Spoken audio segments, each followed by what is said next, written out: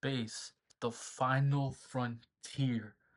Do you have space phobia? I mean, I don't even know what the phobia is actually called. I assume it's called space phobia, but like, it's basically just fear of space, bro, and how vast it is, and how small you are in comparison to what's out there.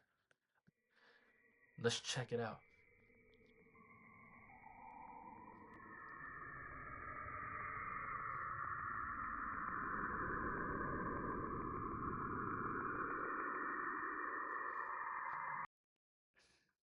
This footage is the first ever recorded footage of the Earth from space. As the image distorts and you're felt straying away from the planet Earth, a certain consternation is felt, almost like you fell into a deep pool of water and you're slowly straying further away from the surface, straying away from what is known, from what isn't nothing. Whilst this footage is nothing spectacular in the world of astronomy, it highlights the feeling of impending terror that space portrays. Its vast emptiness is more than just lonely, it's Bro, that constricting. storm on Jupiter, bro. Seeing You the can fit pure like and utter 3 Earths in powerful that thing. size of empty space in our universe is so perplexing that it twists my throat into circles. It's as if the universe is slapping us in the face saying, your simple body couldn't possibly dare to imagine the sheer size and complexity of my creations. And it would be right, because the truth is, space is horrendously scary. Especially with like black holes, quasars, It is until you nova, compare the planet Earth supernovas. to others that you realize we have a perfect planet. Jupiter, a gas giant.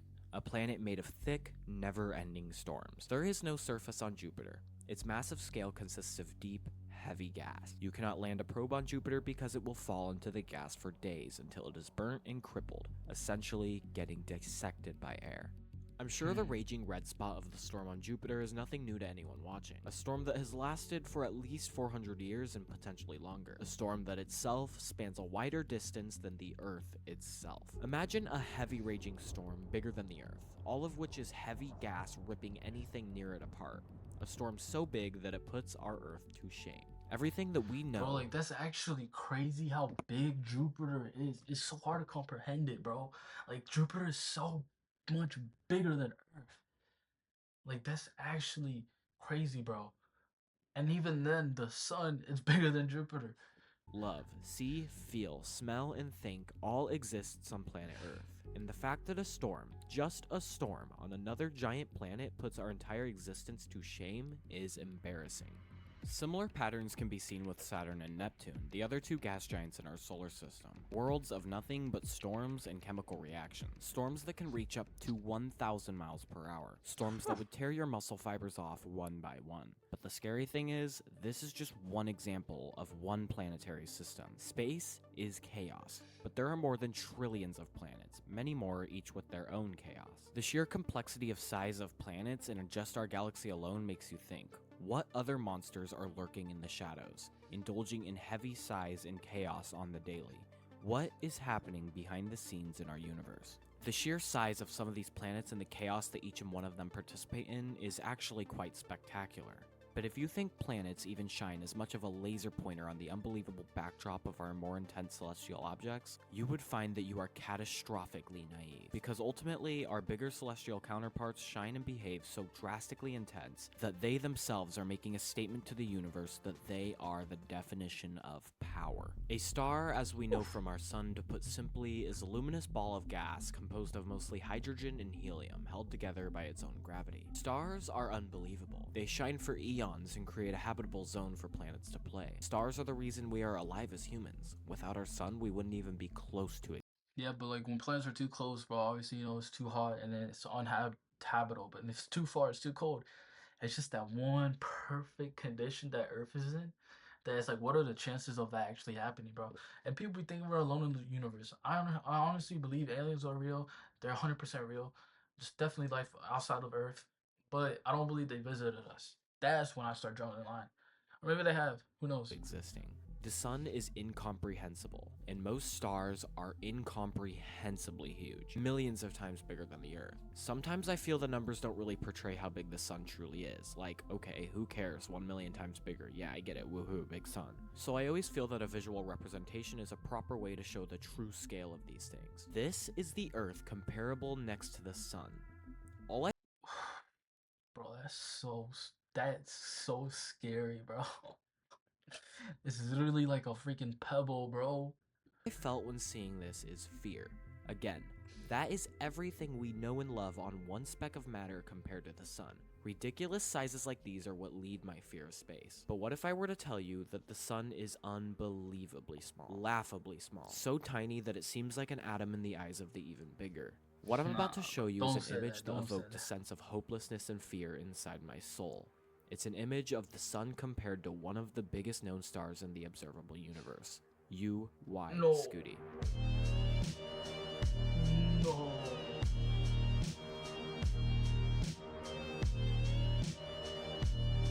Bro, and it's still going. The pure monstrosity-like sizes of these celestial objects is It's unfathomable. literally 1 pixel, bro. Like, bro, the universe is actually so big. It's like hard to comprehend it, bro. There's no way that speck is the sun. To see the size of our Earth alone compared to something like the sun and still have the biggest thing in our solar system be dwarfed significantly is a statement once again from the universe that we are nothing. YnelsG is 325 million miles deep. Yes, 325 million miles of nothing but a hot hydrogen and helium pool of convection and radiation. If you were to somehow construct a suit that would allow you to safely go deep into this massive star, you would most likely feel that at a certain point, the star itself is the new universe. Whoa. You'll start feeling like the star itself is a new universe. That's how big it is. The universe doesn't mess around with size, because even what you Bro, just saw, and then you just look at the observable universe, bro. YnelsG the star is absolutely tiny. If you compare it to things like Ton 618, the biggest black hole, or S5 the quasar, it isn't even a speck of dust. Trying to conceptualize and explain size any further than this is absolutely pointless, as our feeble brains cannot give it the actual justice that it deserves. For a couple quick mind-wrecking references, you can fit our entire solar system all the way out to the orbit of Neptune, which is measured to be roughly 80 astronomical units wide inside of Ton 618 32 times laterally. And for one last quick comparison, Ton 618 is 2,606 astronomical units wide. Now, if we compare that to just 1% of the diameter of a galaxy, you could fit 23,000 Ton 618s laterally inside just 1% of the Milky Way galaxy. And I'm sorry to completely kill your ego, but the Milky Way galaxy is a feeble, useless speck of nothing in comparison to the clusters, which are nothing compared to the superclusters, and so on. But let's step away from size, because it's— Yo, you all think the multiverse is real? Like, you think there's like multiple universes? Like, that could be a possibility, bro. If that was real, then it's just, I feel like it's just things keep getting bigger and bigger and bigger. Like, there's no end to it. obvious that our universe is huge, but on the other hand, it's actually quite breathtakingly beautiful. While we might not understand the scale of it very well, I think everyone can at least acknowledge the beauty of the stars we see in our night sky. Everyone has had at least one experience of looking up at the stars at night and just admiring them. But the problem doesn't lie in the stars. Ironically, few people dare to realize the strikingly obvious monster that lies right next to them, right in front of our eyes at all times. The void. 2.5 million light years is the space between our Milky Way galaxy and our closest neighboring galaxy, Andromeda. Let's imagine we wanted to travel to Andromeda. It takes light 2.5 million years to travel between our galaxies. That scale is free. And to give you a comparison to that, I'll add to this video. Light is the fastest thing in the universe that we know of. It can go around the whole planet, this whole planet, about 7 times or 8 times in a second, or even more times, like more revolutions around the Earth in 1 second, or even less than that, bro.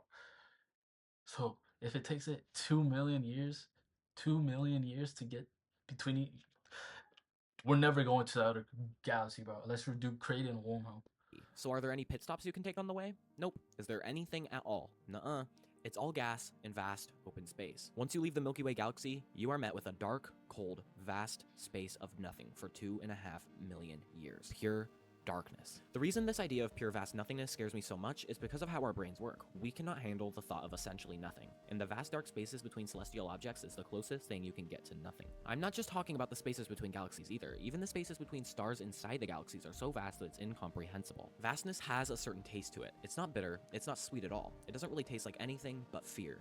It's kind of like the fear of the ocean and the massive unknown drop-off cliffs in the deep sea. However, space is much bigger, and the drop-offs never end. And it's not so much unknown as it is lonely. Because the truth is, space is horrifically lonely. Every single part of it. Just like the sun versus the UI Scooty picture, I want to show you a picture. Picture that perfectly describes what I'm talking about. It's a picture of what is commonly referred to as a super void. I heard of this, bro. Like, there's a bunch This of is Boots Void, galaxies, and for reference to scale, it is 330 million light years across. 330 million light years of essentially nothing. Boots Void makes up for 2% of the entire universe. 2% of the universe is a deep, unknown void of nothing. Fear, dismay, and discomfort is all I feel when imagining the center of such things. What is in that void? Why is it so lonely? That vastness is crippling. Everything in space is this vast, separated by long distances of nothing. Distances that we as humans couldn't possibly dream of crossing. Invisible barriers that laugh in our faces and spit on our spacefaring dreams. And to add to even more of the hopelessness to this already seemingly depressing fact, everything is growing farther apart as we speak, because the universe is constantly expanding. And as the universe expands, like a balloon, everything in it stretches and becomes farther apart. And at certain points, these voids will grow so big and the universe will expand so far that we won't even be able to reach another galaxy, as it will be moving away too fast for us to catch up. So the only thing we will have is ourselves, surrounded by an infinite and seemingly growing void that advises us to stay where we are. But we may plead and ask for mercy from the universe, but it won't stop. And over the course of billions and trillions of years, the universe will grow, and it will wait. And while the scale of vast empty space is scary in and of itself, as the universe continues to trudge through time with no stoppage, not only will the distances become a problem, but everything else will too. Because with enough time, everything will slowly start to burn away. The stars and the black holes and planets all have a limited amount of energy to burn. Once the universe starts its clock, it doesn't stop, and it waits. And the true and perfect horror of the universe becomes time. Time. 13 billion years is the age of our universe. In our age, we were luckily born in an era of rampant star growth and intense celestial events. We are observing and participating in the universe's first steps, but unfortunately... And it's crazy to think, bro, that the observable universe is like all we can see right now. Like, it goes beyond the observable universe, bro. There's more stuff out there. Like, like, damn, bro. It will likely never be this way again. According to the heat death, or also called slow death theory, the universe will continue to expand, and as it expands, everything will continue to prosper. Over time, however, and I mean a long time, the raw materials required to make stars and black holes and everything alike will be exhausted out into empty space, into colder and wider areas where it's not possible for hot and dense star formation to occur. And once the universe gets to this point, it will face a poisoning demise, where star formation will come to a halt. It will be faced with the intense reality. How do we know this, though? Like, these are theories and stuff, but, like, how do we know this? Like, these are theories, right? They're not actual things, right? That it will meet a cold, dark death. But this will take a really long time to happen, right, SPDS, right? You couldn't be more right. In fact, I would argue that the scale of time is the most brutal one, because with this scale, infinity is no longer a concept. It's a derivable truth. But some objects will meet their demise much faster than others. Consider supergiant stars. You would think the biggest stars would last the longest, right? Well, actually, they live the shortest lives due to their intense gravity and unstable nature. They're likely to explode and go supernova or exhaust their energy at a very fast rate. They could even become black holes through the right conditions. These are likely the first things to say goodbye to. Most things like supergiant stars and most other celestial objects will decay fairly quickly in the grand scheme of things. However, there are 3 celestial objects that will hold on much longer. 3 objects that will face the void head on. Black holes, quasars, and... So I would like to introduce you to our candidates for eternity. The brave heroes that will valiantly trudge towards the end of the universe. The final objects that will make a stand once all star formation stops. Firstly, we have black holes, the fan favorite. These stubborn balls of theoretically infinite density will be one of the last standing celestial objects ever. Second, we have the underdog white dwarfs. These stars are the remnants of great stars that exhausted most of their energy and just remain as pitiful ancient balls of gas that emit so little energy due to their low luminosity and low size. Thirdly, we have black dwarfs, the final product of a black dwarfs? How many dwarfs are there? Little energy due to their low luminosity and low size. Thirdly, we have black dwarfs, the final product of a fully exhausted dwarf star, a ball of gas that will likely turn into almost solid iron. More on these guys later because they will prove to be very important. According to physicists, it is estimated to take upwards of 100 trillion years into the future for all star formation to stop and all raw space material exhausts into nothing. So let's begin our thought experiment there, when all star formation comes to a halt. Let's start with white dwarfs. According to physicists, white dwarfs can actually burn for trillions of years as well. And can they support like life, like the sun and stuff? Like, does it give off heat like the sun? Because I mean, it has to if it has lights, right?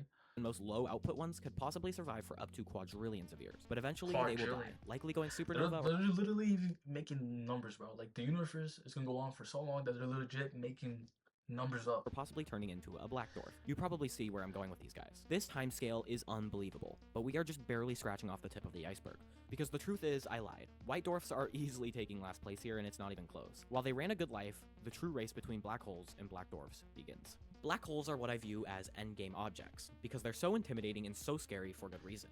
These ridiculous balls of mystery are so dense and so heavy that having them decay is like telling a kid with ice cream to throw it in the ground. Nearly impossible. But as all things have to, these too will eventually decay. According to Hawking radiation, black holes decay, but just very, very, very slowly. Picture... Bro, what is this math, bro? According to Hawking radiation, black... What is, like, what? This looks like a butt cheek. No, but for real, what is this math, though? Like, what? 3 square root of 3r? Oh, like, what?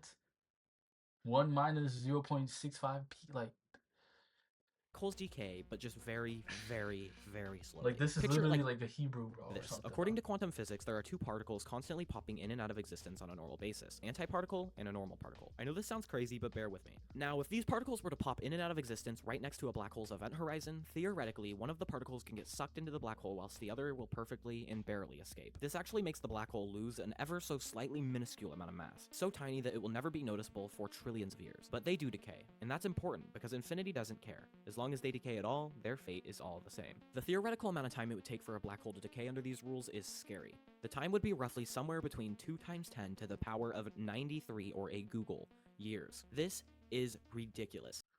Yo, what the fuck is this, bro? Yo, there's so many zeros, bro. Because at this point in the universe, everything else would have decayed, galaxies would have dissipated, stars would have all died. Everything would be gone and forgotten, except these black holes that are silently buzzing towards the end of time. So I actually lied. Black dwarfs aren't even in the picture of black holes because they don't even come close. In fact, they will last so much longer than black holes that it is actually embarrassing for the black holes to even try to compare. How do we know this, bro? Like this, like I feel like scientists are just gibbering now, bro. Dwarfs are pretty much a fully dead white dwarf. These guys are on the final stage of a star, completely exhausted. They do decay, but it's so insignificant that it's almost immeasurably small. These guys give off almost no heat or light, and they are ancient. These poor guys will have to endure for so long, and eventually they will have to go supernova. But the timescale that it will take for this to happen is paralyzingly ridiculous. So let's take a journey into the unfathomable for one last time, as we watch the final stand of black dwarfs and their statement to the universe.